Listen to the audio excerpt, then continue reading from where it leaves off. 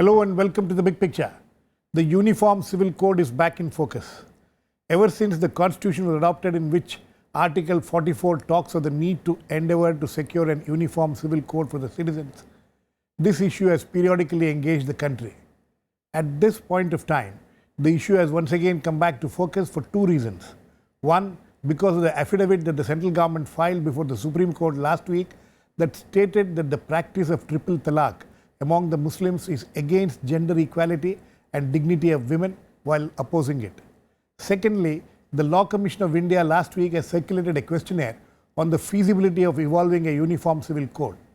Both the government's stand on triple talaq and the Law Commission questionnaire have been rejected by the All India Muslim Personal Law Board, among some other Muslim organizations.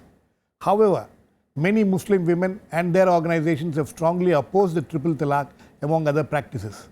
We will discuss today what all this means and whether the time is ripe now for debate on evolving a uniform civil code. To discuss this, I have with me Tahir Mahmood, former Chairman, National Commission for Minorities; Rakesh, Sinha, Director, India Policy Foundation; Mufti Aijaz Arshan Qasmi, Member, All India All India Muslim Personal Law Board; Sanjay Hegde, Senior Advocate, Supreme Court; and Shiba Aslam, social activist and journalist, will be on the phone line with us. Welcome to all of you. Mr. Mahmood, you think that time is now ripe for, for debating the possibility of evolving a uniform civil code? The Law Commission has sent out a questionnaire. You think this is the right time for them to have done this? I think we have lost him. Rakesh, Sinha, the same question to you.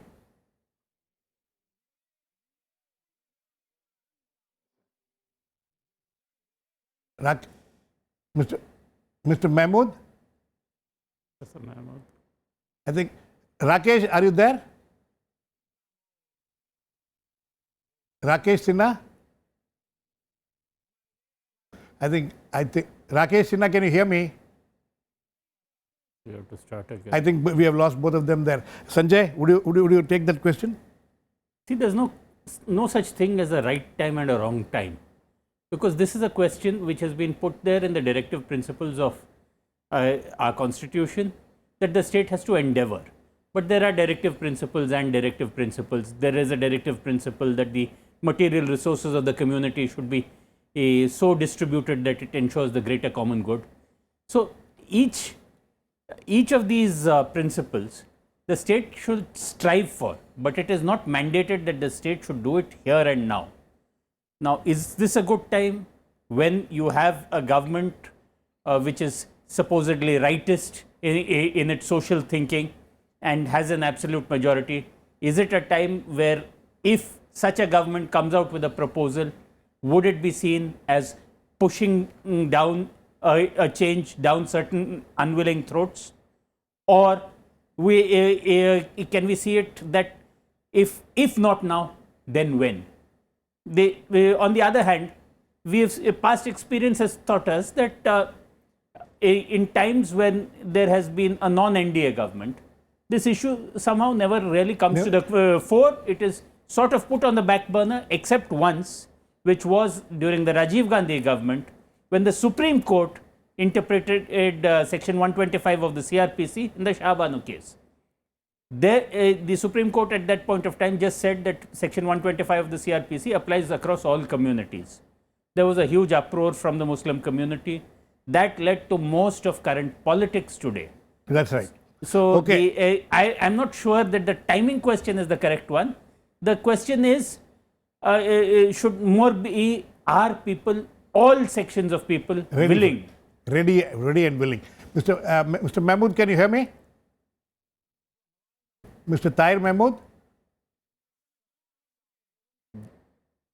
I think you have to stop and check those two before we actually restart. Mr. Tahir Mahmood, can you hear me? Okay, we will get back to him. Mufti ji, what is your stand on this? The Muslim Personal Law Board has taken a very harsh stand. They said that we will not even accept the questionnaire. The questionnaire which the law commission has sent. Why have you taken that kind of a stand? देखिए यहाँ पर दो चीज़ें हैं, एक तो ये कि ट्रिपल तलाक और दूसरी चीज़ें जो है यूनिफॉर्म सिविल कोड। गुज़िश्ता कई महीनों से मीडिया में इस तरीके से ट्रिपल तलाक को लेकर के मुस्लिम कम्युनिटी को बदनाम करने की कोशिश की गई, ऐसा मतलब माहौल खड़ा किया गया। उसी ज़माने से हम लोग ये कहते आ रहे हैं कि ये ट्रिपल तलाक का जो मुसलमानों में एक टीवी चैनलों के ज़रिए से एक हवा खड़ा किया जा रहा है, ये सिर्फ़ और सिर्फ यूनिफॉर्म सिविल कोड को लाने की तैयारी है। चुनांचे ऐसा ही हुआ। बाज़ाब्ता गवर्नमेंट ने पहले कुछ मुस्लिम महिलाओं को तैयार किया इस तरह से आवाज़ें बुलंद करने के लिए। उसके बाद हुआ कि 1.5-2 महीना पहले जो है हमारी लॉ मिनिस्ट्री ने लॉ कमीशन को लेटर लिखा कि आप जो है यूनिफॉर्म सिविल कोड के लिए क्या क्या रुकावटें हो सकती हैं उसको दूर करें, उसको देखें।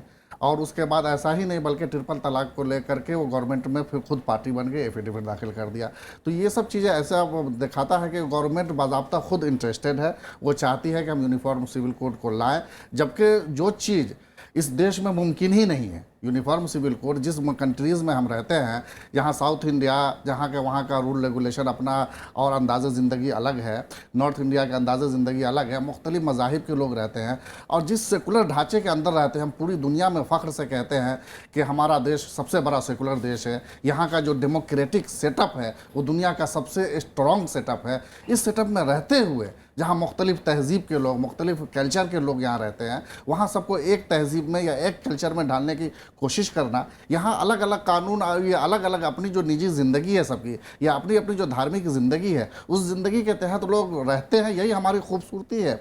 इस खूबसूरती को अगर कोई ख़त्म करने की कोशिश करेगा तो समझिए कि उसके वो फंडामेंटल राइट पर अटैक होगा, जो यकीनन किसी भी के लिए भी एक्सेप्टेबल नहीं होगा। और ये डायरेक्ट हमारा जो आर्टिकल 25 से लेकर के 30 तक है, जिसमें फ्रीडम हर तरह की दी गई है, चाहे वो रिलीजियस फ्रीडम हो या प्रीचिंग ऑफ रिलीजियस हो या इस तरह की जो भी चीज़ हो, सबका फ्रीडम आर्टिकल 25 से लेकर के 30 में दी गई है। उसको अगर कोई क्राइटेरिया बनाता है इस पर आर्टिकल 14 पे या आर्टिकल 15 पे, जहाँ जेंडर इक्वलिटी की बात की गई है, सुप्रीम कोर्ट का खुद कई बार ऑब्जर्वेशन आ चुका है कि आर्टिकल 25 को जो है आर्टिकल ये 15 पर नहीं तोला जा सकता। ये एक अलग चीज़ है। जहाँ तक जेंडर इक्वलिटी की बात है, उसके हर मजहब में अलग अलग कसौटी है।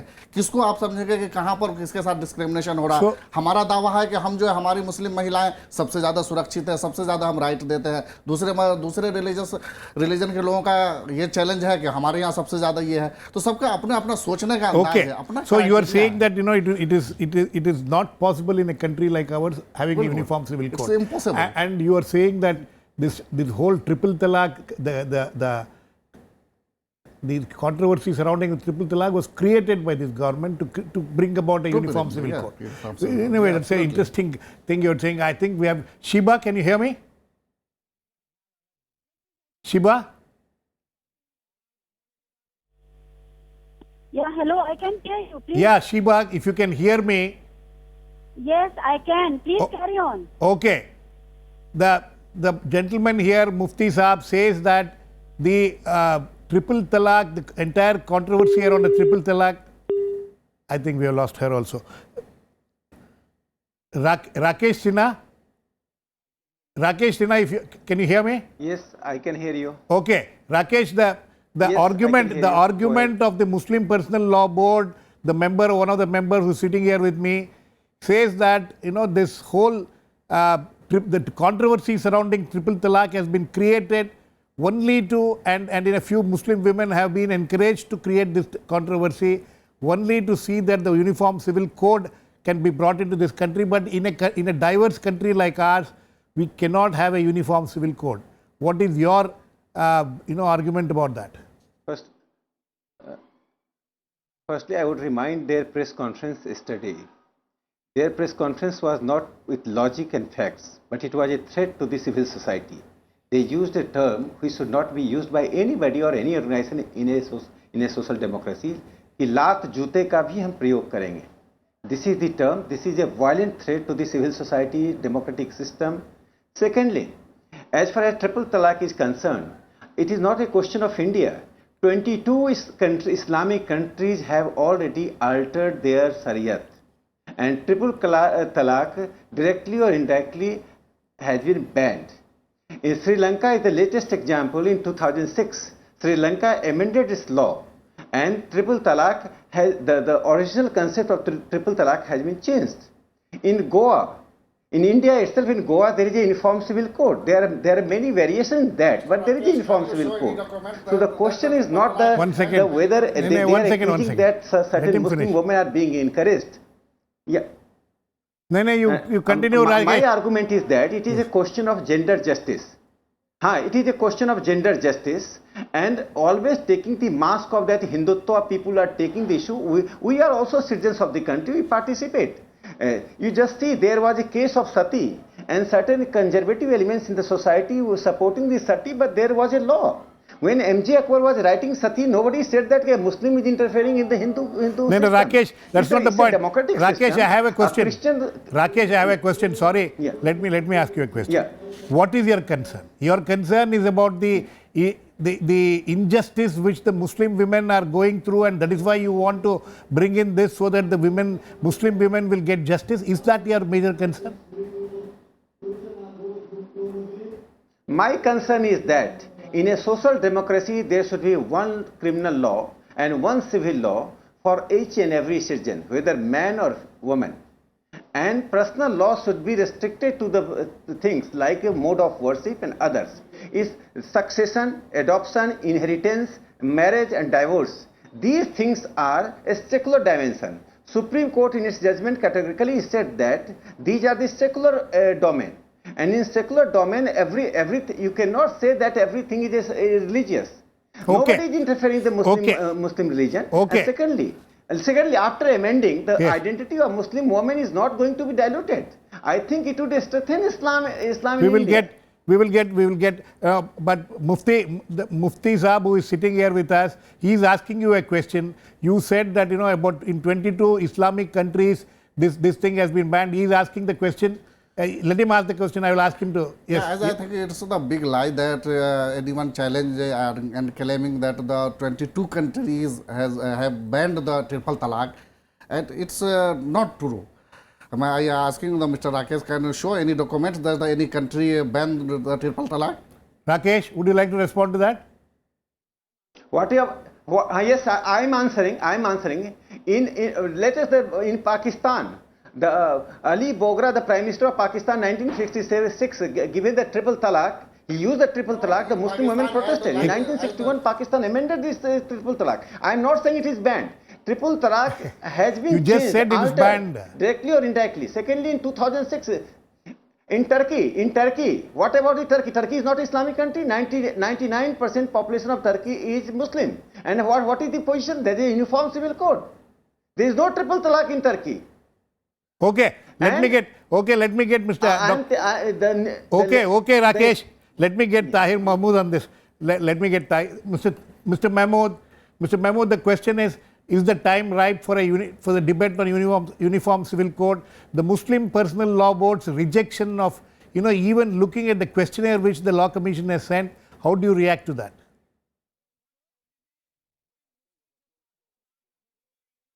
I think the Muslims should reply to the questions put by the Commission and will come out with their viewpoint. They should say that we do not want it, and they should give the reasons why they do not want it. They have very cogent reasons why Uniform Civil Code is not acceptable to them. Those reasons should be specified. In boycotting the questionnaire and saying that we will ask every single member of the community not to reply to it, this is not going to help. We should try to convince the Law Commission. The community leaders should try to convince the community leader why it is not acceptable to them. That will be a much saner stand on the Commission's questionnaire.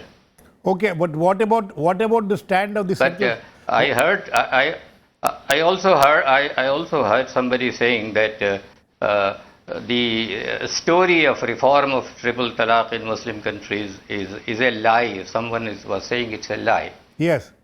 But, well, I will tell you that saying that it's a lie is the biggest lie. Because the triple talaq has certainly been legislated upon in a large number of countries, and there are very clear principles in the modern Muslim laws that a triple talaq will effect only one single revocable talaq. If anyone wants text of the original provisions of laws in Arabic on this subject, they are welcome to contact me. No, Mr. Mahmood, what are you trying to say? Are you trying to say, because Rakesh Sinha's claim is that there are in 22 Islamic countries, triple talaq doesn't exist. Whereas Mufti Zab, who is a member of the All India Muslim Personal Law Board, he is saying that no such, he is actually challenging Rakesh Sinha, saying that, please show us documents that anything like this has happened in any Muslim countries. What is your stand on this? What are you trying to say? I am not trying to say anything. I have said it in so many clear words that it's a fact that the law relating to the traditional law relating to triple talaq has been abolished in a large number of Muslim countries.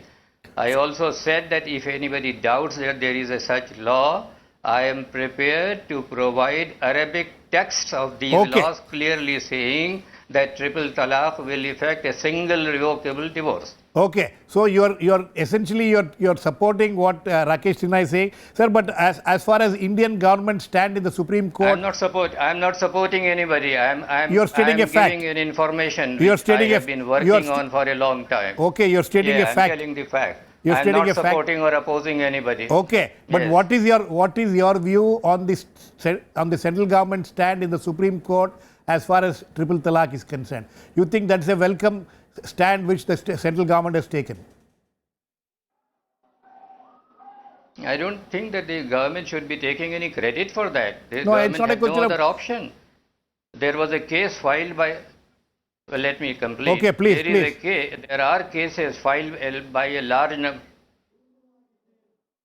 You don't want me to listen? Please continue. Please continue, sir. Hello. Please continue. Yeah, there are a few.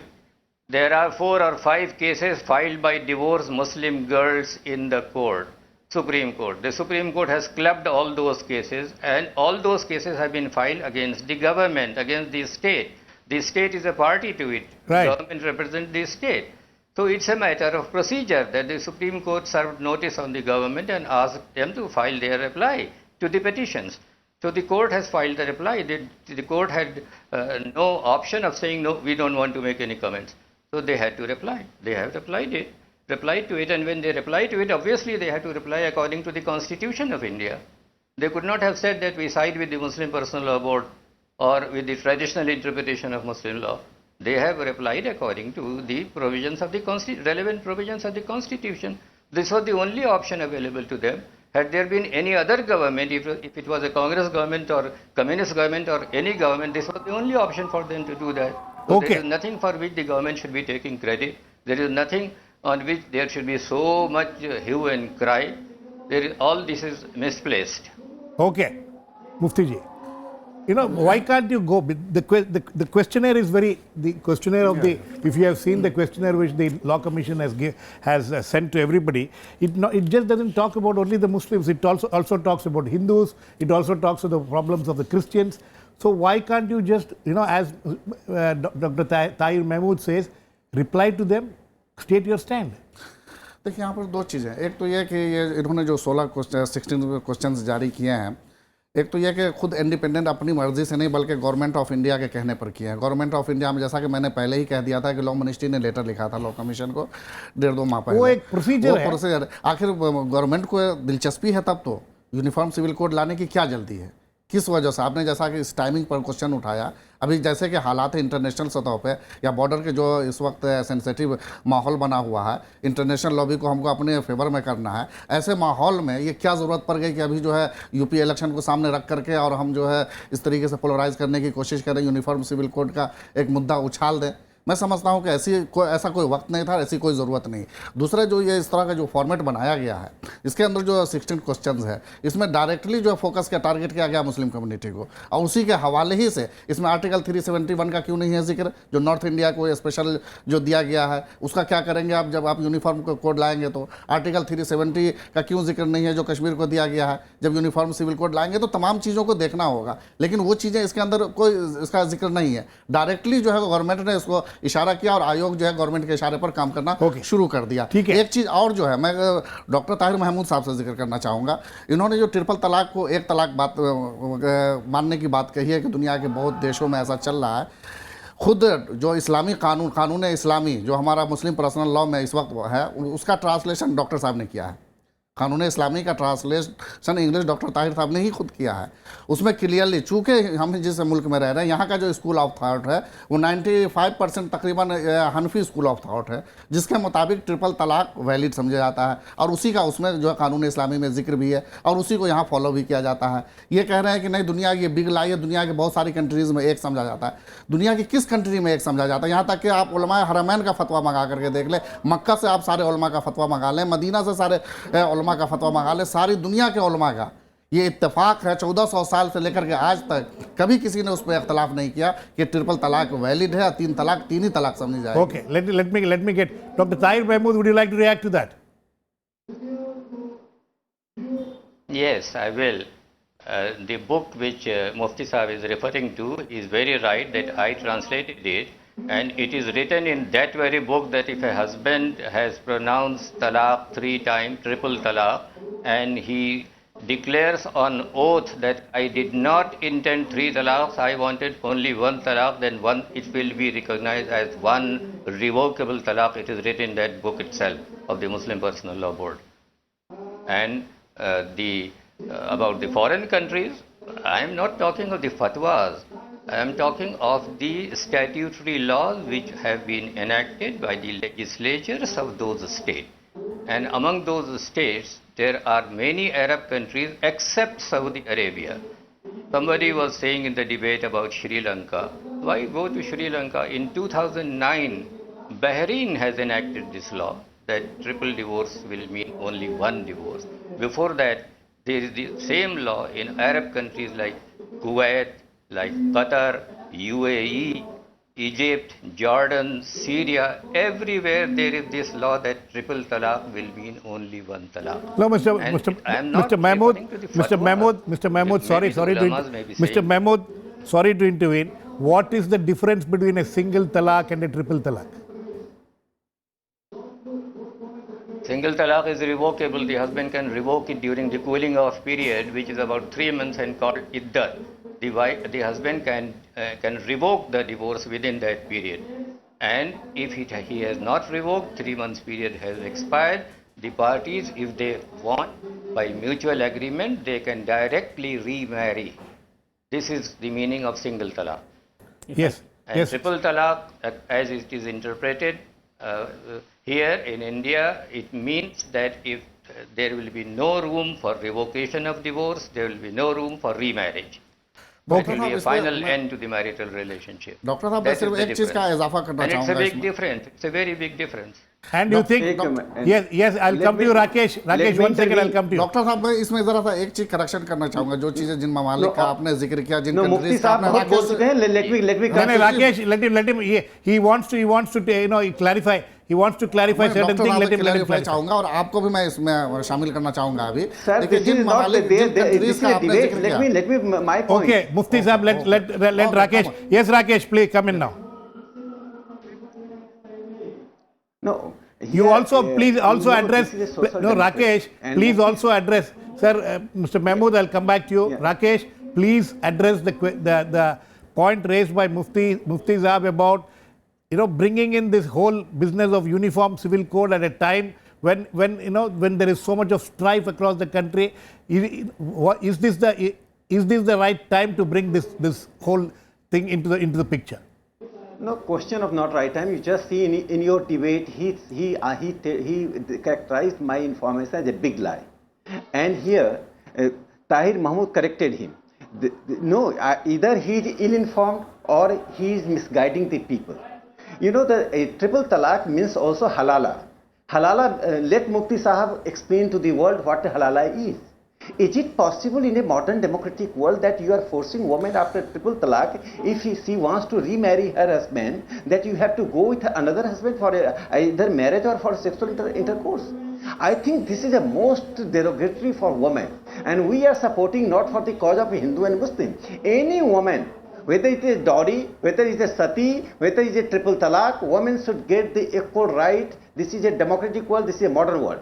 If Okay. Mufti Sahab fails to see the churning in the society, 50,000 Muslim women have given the representation. Okay. And only 5 countries in the world, Would you including like to Saudi respond to Arabia that? and India, which have not altered this triple talaq. No, but Rakesh, what about the timing of bringing in this debate on uniform civil code? He says No, that look, that the look, questionnaire Supreme of the law Court, commission it is a- law commission is highly biased against the Muslims. That is what his charges. What are the biased? There is no talaq in Sikh. The women get justice in all the religions, and they have right to approach the court. Adoption, the Muslims have different. Inheritance, Muslims have difference. Then question of the marriage and divorce, they have difference. Nobody is saying that how you will do nikah. Uniform civil code is not going to impose the rituals. You will do everything. The community will do in its own way. It's Okay. a question of merely 4 things. Okay.